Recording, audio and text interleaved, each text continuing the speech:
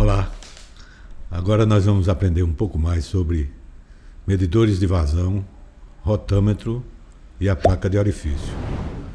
Dois componentes, dois equipamentos para medir a vazão, bastante simples e não são muito dispendiosos e produzem um resultado razoável quando a gente quer medir vazão de fluidos. No nosso canal no YouTube, Motores de McFull, a gente tem já 2 vídeos que tratam da parte teórica, de como funciona a placa de orifício e o rotâmetro. São até bem visualizados. E hoje a gente vai fazer o casamento na prática, do rotâmetro com a placa de orifício.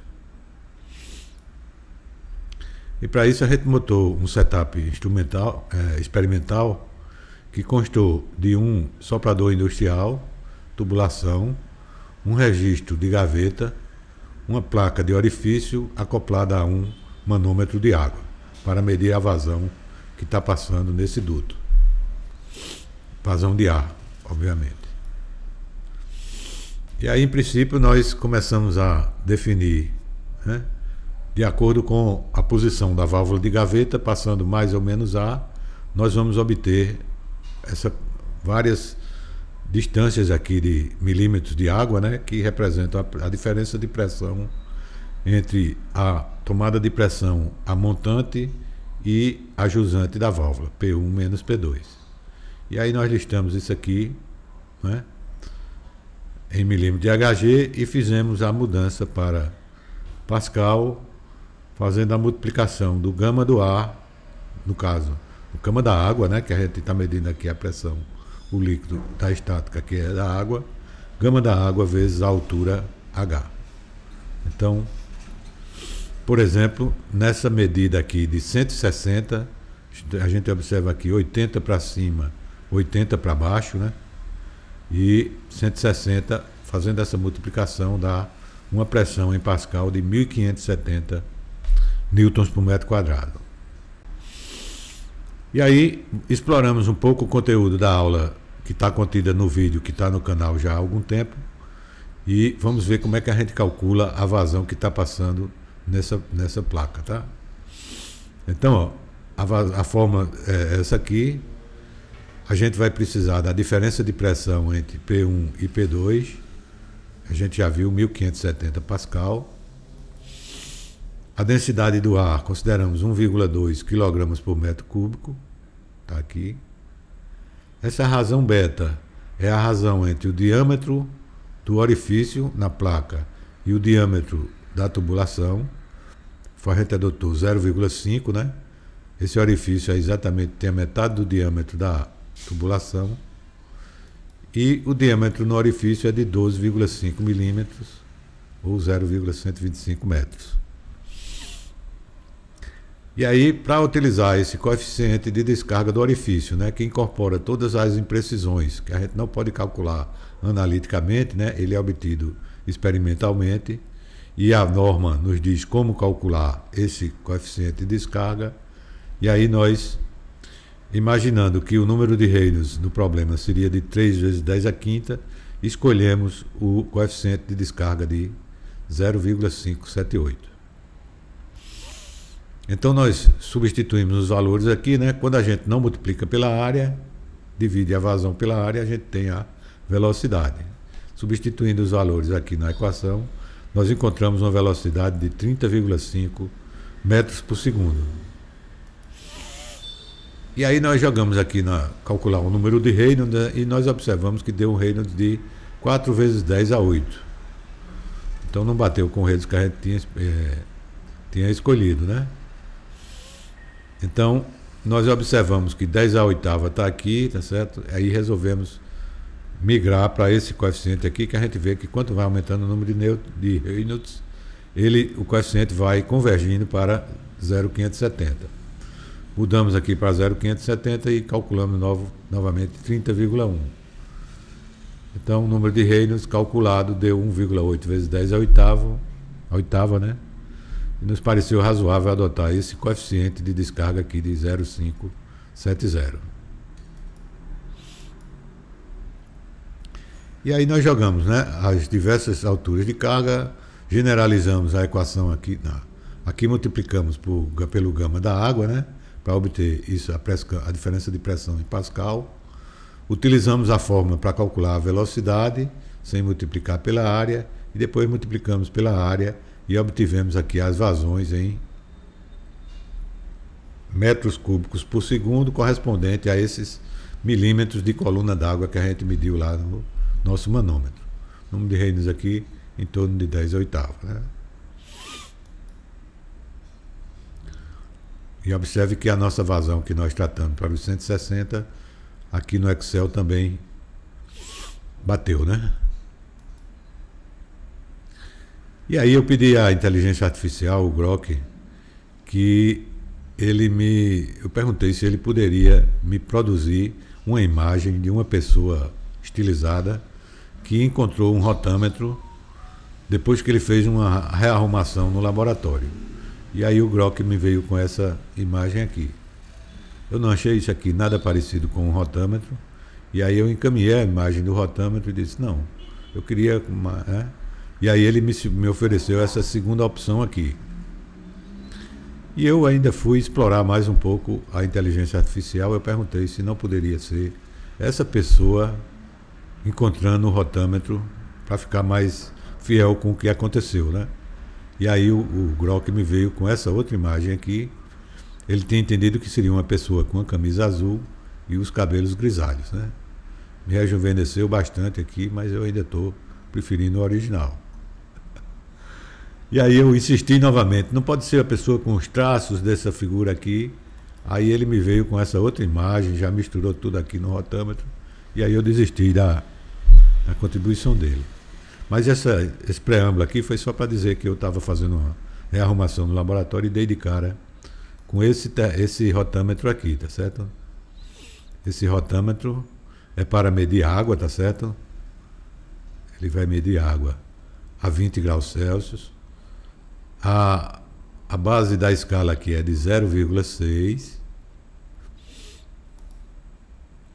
e o topo da escala ele mede até 6 metros cúbicos por hora de água, né? E aí eu dei uma desmontada nele, vou adiantar aqui o vídeo, para a gente ver que é um componente bastante simples, tá? Uma montagem bastante fácil. Aqui tem esse suporte que vai segurar o pino guia, né? Esse pino vai direcionar a massa da boia, que vai flutuar aí na altura, né? No intervalo do cone. Ok? Do outro lado também a sequência de desmontagem é uma coisa bastante simples, né? É a construção de um rotâmetro. Ele é chamado de um medidor de vazão de área variável, porque é um cone, né? E ele vai aumentando a área à medida que você vai acendendo no interior dele, tá certo?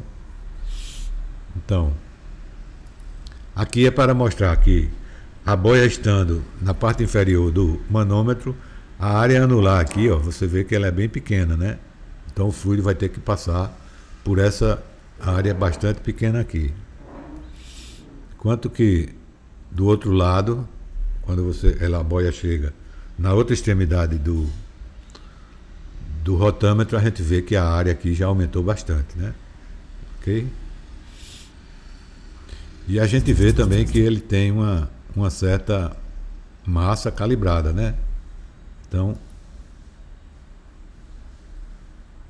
era para a gente escutar um barulhinho aí de uns grãozinhos aí dentro da nossa boia, tá certo? Bom, aí agora eu vou me referir ao vídeo que a gente tem do rotâmetro, onde eu discorri sobre a teoria envolvida, né? E a gente viu que quando o escoamento é permanente numa determinada vazão, a boia fica estabilizada numa certa altura, tá certo? E sobre essa boia vão estar atuando 3 forças: a força peso, a força de arrasto e a força de empuxo, que são essas 3 aqui. Montando aqui a equação do equilíbrio de forças e resolvendo para V0, a gente chega nesta equação aqui, tá certo? Então, muito sobre a teoria, eu vi alguns artigos falando sobre isso. A gente observa aqui o seguinte, ó. O volume da boia é constante. A densidade do ar, do fluido, né, é constante. A aceleração da gravidade, onde o manômetro está medindo, é constante. A área da boia, a área de seção, né, a área frontal da boia também é constante.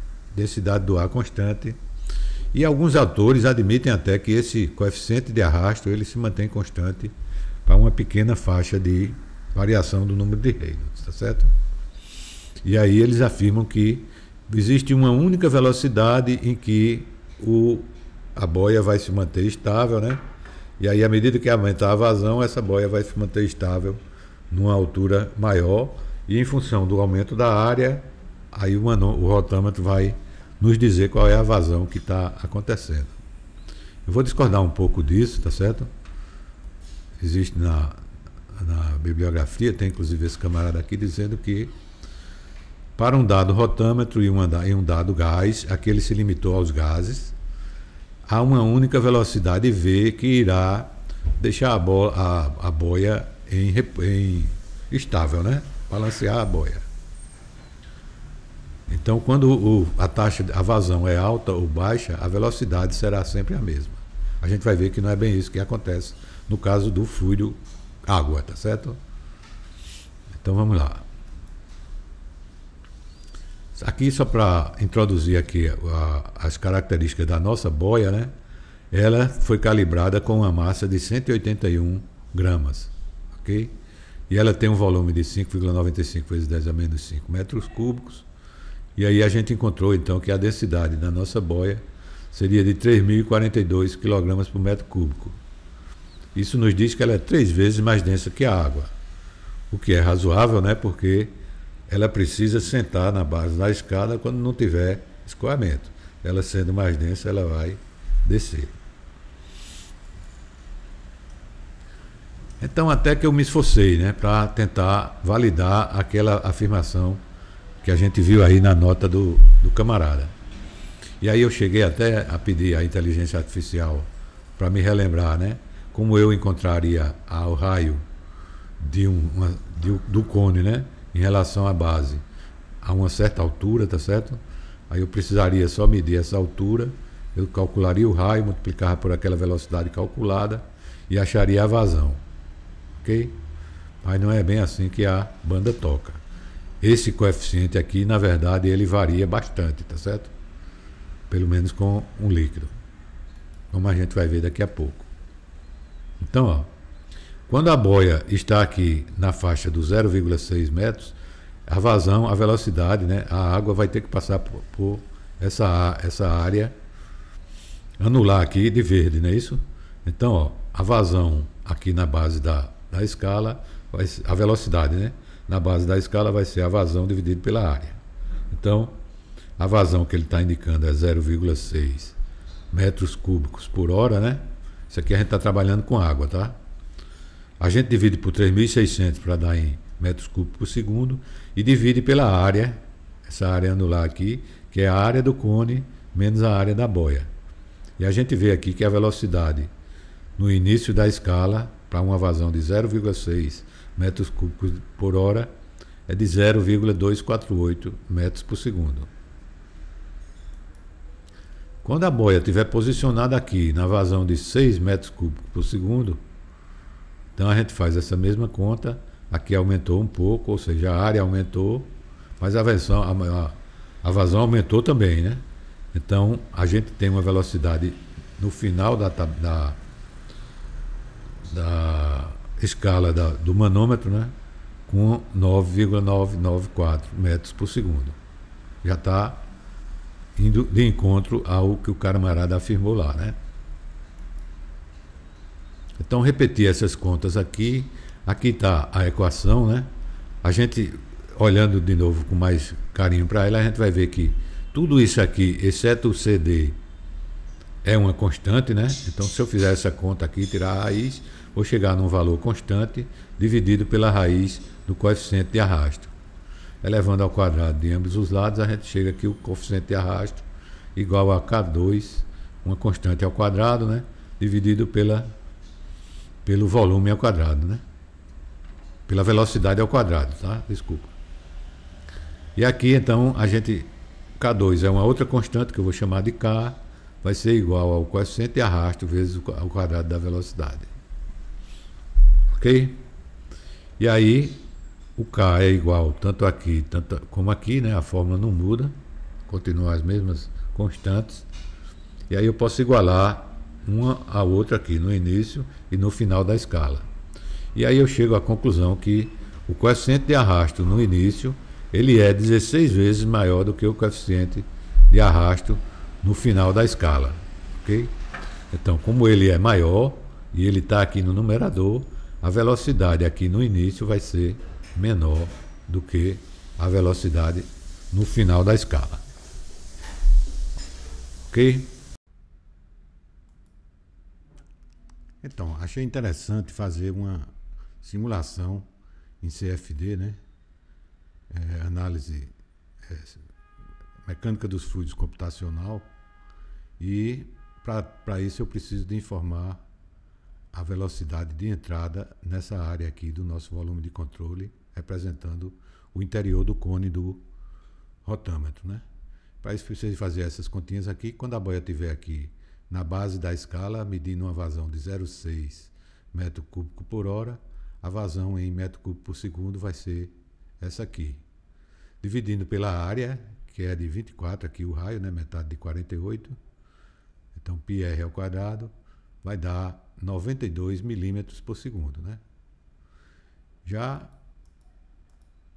quando a boia estiver aqui posicionada, me dando a informação de 6 metros cúbicos por hora, divido por 3.600 e encontro em metros cúbicos por segundo 10 vezes menor, né? Porque eu multipliquei por 10 a vazão. E aí eu vou ter uma velocidade de 920 milímetros por segundo, ou 0,92 metros por segundo. E aí eu utilizei o software CFD da Autodesk, né, bastante atualizado.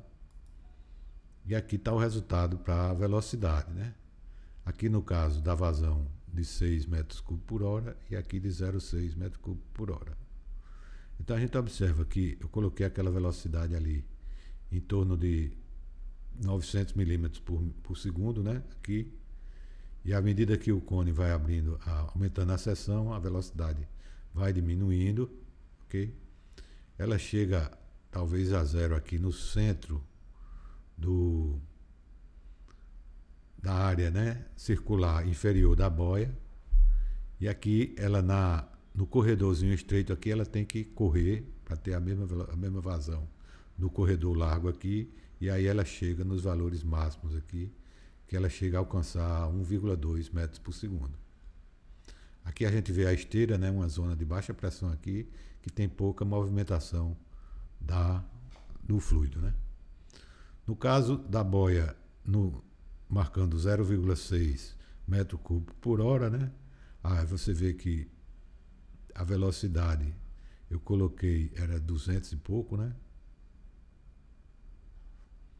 Aqui também ela chega próximo de zero aqui e ela também acelera desse lado aqui, tá certo? Esses resultados agora na tela são de pressão estática, ok? A pressão estática aqui na saída do tubo é zero, porque ele vai sair para a atmosférica, ok? E a gente vê que no caso da boia lá em cima, ele chega até um valor de pressão alto, mas essa pressão vai ser limitada aqui ao centro da área circular aqui inferior da esfera, né? A gente não vê uma homogeneidade aqui nesse máximo, né? Então a força de empuxo aqui não vai ser tão, né?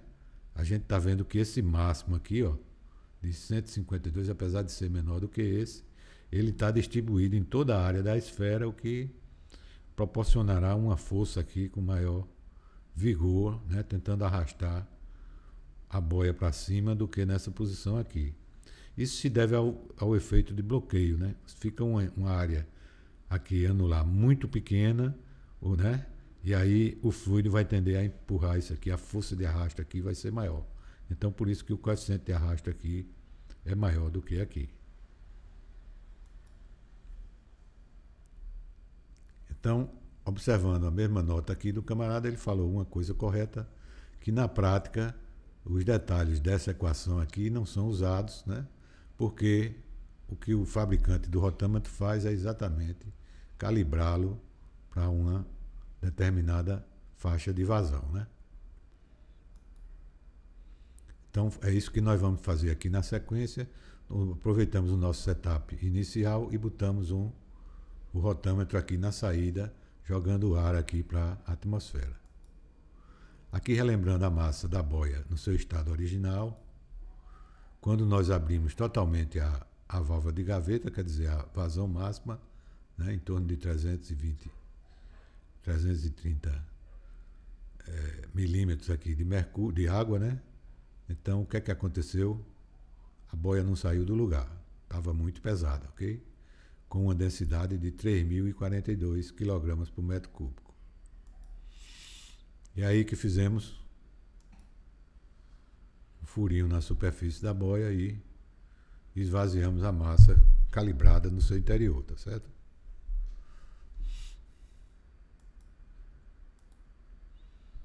E aí nós chegamos a 17 graus, partimos de 181, chegamos a 17. Válvula totalmente aberta de novo, nós vimos que a boia subiu até mais ou menos um terço da escala, chegando a 2,25, a marca de 2,25 metros cúbicos no caso da água, né? Ok? Isso, a boia teve uma densidade de 286 kg por metro cúbico, razoável para medir em relação ao ar, né? Que a densidade é bem inferior. E aí eu achando pouco, eu resolvi danificar mesmo completamente a nossa boia.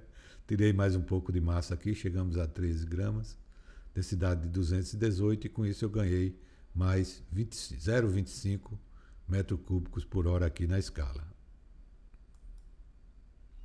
Então nós fizemos uma série de variações aqui na vazão e fomos medindo o posicionamento da boia e a velocidade aqui, a vazão aqui na placa de orifício. Ok? Então, por exemplo, para essa marca aqui de 0,6, a diferença mínima aqui de poucos milímetros de água, né? Aqui já numa posição de 2 metros cúbicos por hora, a gente vê aqui uns 220, né, de milímetros de água, né? Aqui 167 dá uns 334 gramas, quando a boia atingiu a posição final que detecta a vazão máxima produzida pelo nosso soprador. E aí jogamos isso numa tabela, né? Essa primeira coluna aqui é exatamente as faixas, né, que a gente mediu na escala do manômetro de água. Começa em 0,6, né? Vai até 2,5. E aí em seguida nós multiplicamos, né, pela altura da coluna de água. Aqui, por exemplo, 167, ela está acima do zero e abaixo do zero. Multiplica por 2, dá 334 milímetros de água, né? E assim a gente fez com todas as outras medições. Aqui a gente transformou milímetro em pascal, né? Multiplicando o gama pelo H, como a gente já fez antes. Aqui nós calculamos da mesma forma a velocidade aqui na placa, em metros por segundo. Multiplicamos pela área e encontramos em metro cúbico por hora, porque a gente multiplicou por 3.600. Então está aqui os dados da vazão, medido na placa de orifício, em metro cúbico por hora. E nessa última coluna nós utilizamos a marca na escala do rotâmetro para definir a vazão. Para isso a gente tem que pegar a marca de água, que seria o manômetro está carregado para a água, né? E multiplicar por um fator de correção.